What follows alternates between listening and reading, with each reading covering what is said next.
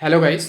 So in this video you will learn how to use naive Bayes classifier and how to use Laplacian smoothing, because in this question there is a zero frequency error. So first of all you have to identify it and then you have to use Laplacian smoothing to resolve that error. So the question says that consider a data set shown in table 1 whether a person evades, calculate the probability that someone will evade और not, given that मतलब इस condition पे हम लोगों को find करनी है that refund is no, marital status is married and taxable income is 120K using naive Bayes classifier. So ये पूरा डेटा सेट हम लोगों को गिवन है जिसमें रिफंड के केस हैं, मैरिटल स्टेटस, टैक्सेबल इनकम और इवेड की कंडीशन दी गई हैं. So okay, let's start solving this question. So first of all we will find prior probabilities. So prior probabilities, that is probability of evade is equals to no.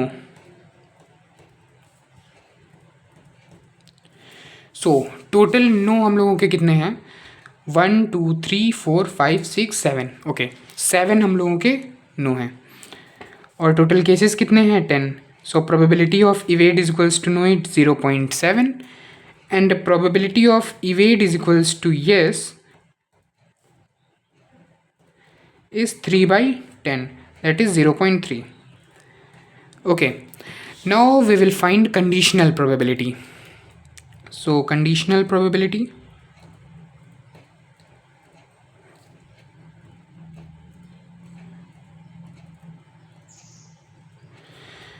so first of all we will find probability of refund is equals to no with evade is no. Okay means refund में भी no हो, refund भी उसका no हो और उसने evade भी नहीं किया हो. ओके सो ऐसे कितने केसेस जिसमें रिफंड नो है और इवेड भी नो है. So refund no, evade no, first case, then second case, then third case and then fourth case. So यहाँ पे 4 ऐसे केसेस हैं जिसमें रिफंड भी नो है और इवेड भी नो है. तो रिफंड नो के 4 केस और टोटल नो कितने हैं, that is 7. So refund no with evade no is 4/7. Now the probability of marital status married, okay marital status is equals to married with no. तो ऐसे कितने case हैं जिसमें marital status married हो और evade no हो. सो ऐसे अगर केस काउंट करें तो 1 2 3 एंड 4, ऐसे भी हम लोगों के 4 केसेस हैं. तो इसकी प्रोबेबिलिटी भी क्या आ जाएगी, 4/7. Now probability of taxable income 120K with no. Okay so ऐसे कितने केस हैं, तो डेटा सेट में अगर हम लोग देखें तो ऐसे एक ही केस है जिसमें टैक्सेबल इनकम 120K है और इवेड नो है. तो ये हम लोगों की 1/7 आ जाएगी. सो यार इसको हम लोगों को बार बार लिखना पड़ रहा है तो हम लोग लेट कर लेते हैं कि refund is equals to no को मैंने x1 लेट कर लिया है, marital status is equals to married को मैंने x2 लेट कर लिया है और taxable income is equals to 120K को मैं x3 लेट कर रहा हूँ. ऐसा कोई ज़रूरी नहीं है लेट करना, बट मैं बार बार नहीं लिखना चाहता हूँ या फिर एग्ज़ाम में टाइम सेव करने के लिए मैं लेट कर रहा हूँ. ओके सो ये था हम लोगों का for the no class. Sorry मैं यहाँ लिखना भूल गया था, for the no class. Okay तो अब हम लोग करेंगे for the yes class. Yes class. Okay so probability of x1 means refund is equals to no with evade is yes. So ऐसे कितने केस हैं जिसमें रिफंड नो है और इवेड येस है. So refund no and evade is yes, first case, second case and third. So ऐसे 3 cases हैं जिसमें रिफंड नो है, इवेड येस है. सो 3 और टोटल येस कितने हैं, 3, दैट इज 1.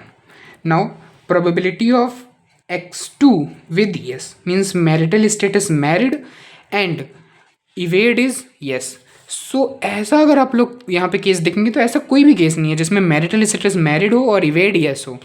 सो इसकी प्रोबेबिलिटी यहाँ पे क्या आ गई, 0.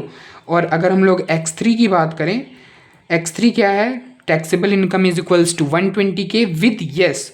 सो ऐसा भी कोई केस नहीं है, आप इसमें डेटा सेट में देखें तो ऐसा भी कोई केस नहीं है, तो इसकी प्रोबेबिलिटी भी आ गई 0। तो अब यहाँ पे प्रोबेबिलिटी हम लोगों की 2 केसेस की 0 आ चुकी हैं येस में। सो जब प्रोबेबिलिटी 0 आ जाती है तो यहाँ पे 0 फ्रिक्वेंसी एरर हो जाता है। और जब आप लोग लास्ट में, आई थिंक आपको आइडिया होगा कि लास्ट में लाइकलीवुड निकालते हैं जिसमें प्रोबेबिलिटी ऑफ नो को मल्टीप्लाई करते हैं प्रोबेबिलिटी इन तीनों की प्रोबेबिलिटी से, तो हम लोगों की लाइकलीवुड निकलता है नो का। तो जब हम लोग येस के लिए वो करेंगे तो यहाँ पे तो 2 0 हैं, तो ऑब्वियस सी बात है लाइकलीवुड ऑफ येस वो 0 ही आ जाएगा। तो वहाँ पे एक एरर लाइक अगर एक टीचर एग्ज़ाम क्लास में ऐसा करा रखा है कि यहाँ 0 आ जाए that's okay you will solve, तो कर सकते हैं। बट अगर एग्ज़ाम में पूछा गया है कि इस क्वेश्चन में 0 फ्रिक्वेंसी एरर कहाँ पे है और उसको लैप्लाशियन स्मूथिंग से रिजॉल्व करें, तो अब हम लोग लैप्लाशियन स्मूथिंग लाइक अप्लाई करते हैं हम लोग 0 फ्रिक्वेंसी एरर को रिजॉल्व करने के लिए। Okay, so applying Laplacian smoothing.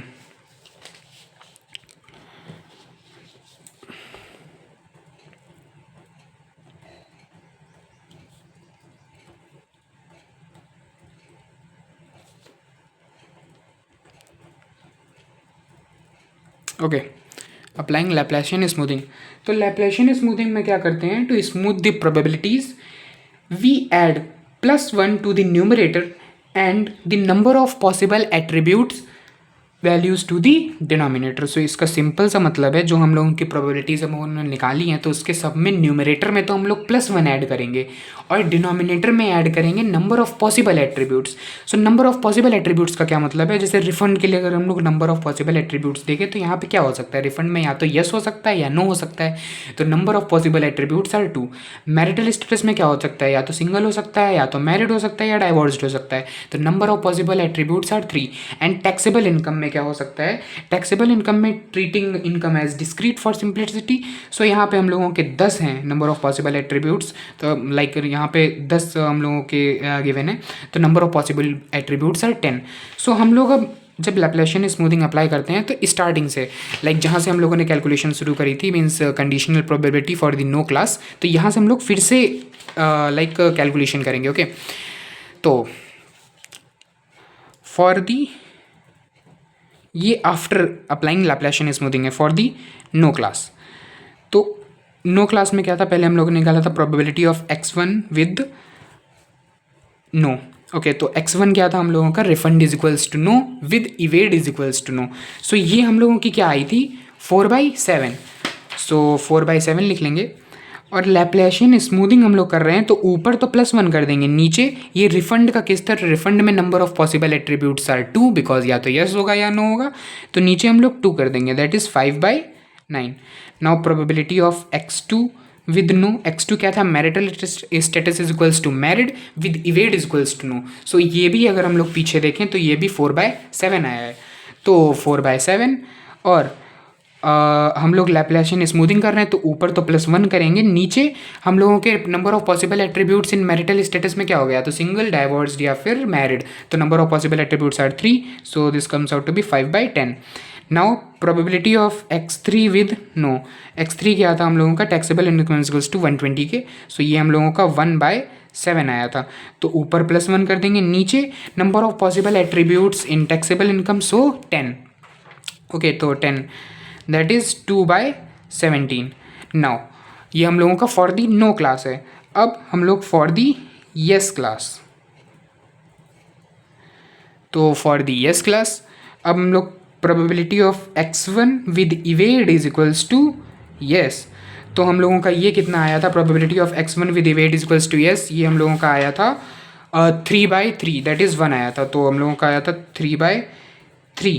तो ऊपर तो हम लोग +1 करेंगे और नीचे क्या करेंगे, number of possible attributes, x1 क्या था, refund is equals to no, number of possible attributes in refund that is yes या फिर नो, तो नंबर ऑफ पॉसिबल एट्रीब्यूट कितने हैं, 2 हैं, तो 4/5।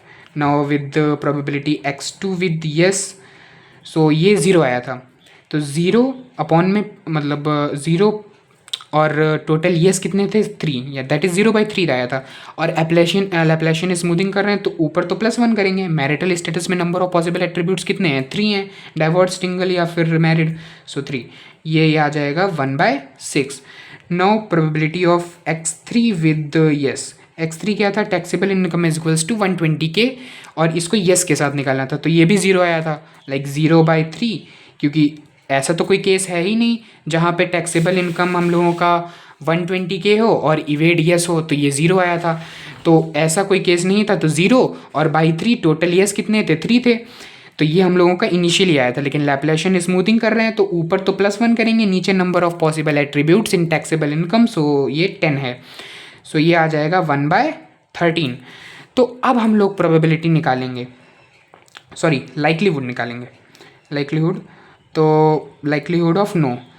तो इसमें सिंपल सा कुछ नहीं करेंगे, like probability of evade is equals to no into probability of x1 into no into probability of x2 with no into probability of x3 with no। सो ये कितना था, 0.7, and probability of x1 with know after Laplacian smoothing. Okay, ये पीछे वाला case अभी हम लोग नहीं कर रहे हैं बिकॉज हम लोगों ने ये तो इसमें यही 0 आ रहा था, तो लैप्लाशियन स्मूथिंग के हम लोग यहाँ पे प्रोबेबिलिटी कैलकुलेट करेंगे।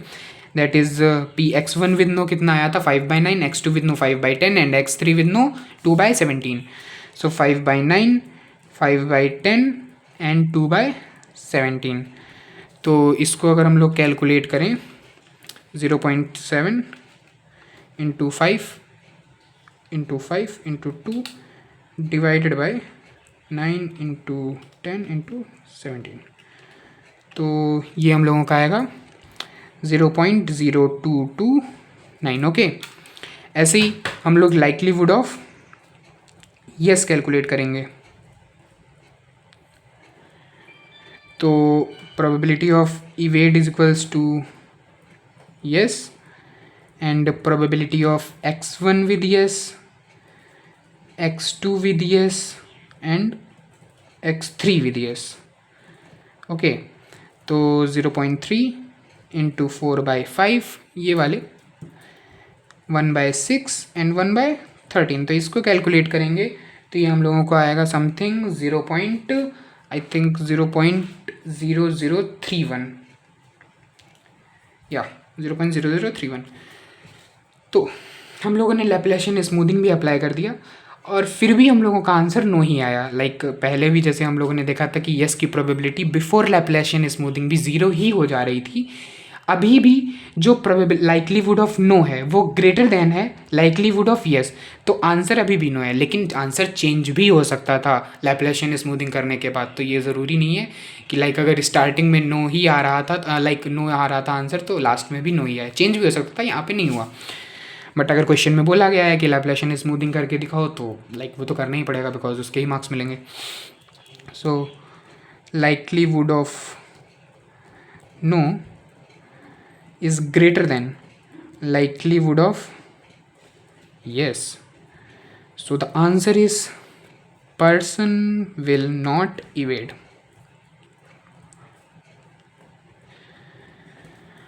so yeah, that's a beautiful question on Laplacian smoothing and like exam में जो टीचर हैं वो इस तरीके के क्वेश्चन को ज़्यादा प्रेफर करते हैं over the simple naive based classifier, because वो तो सभी कर लेंगे, कर ये भी सब लेंगे, बट इसमें थोड़ा सा एक्स्ट्रा सा एफर्ट लगता है।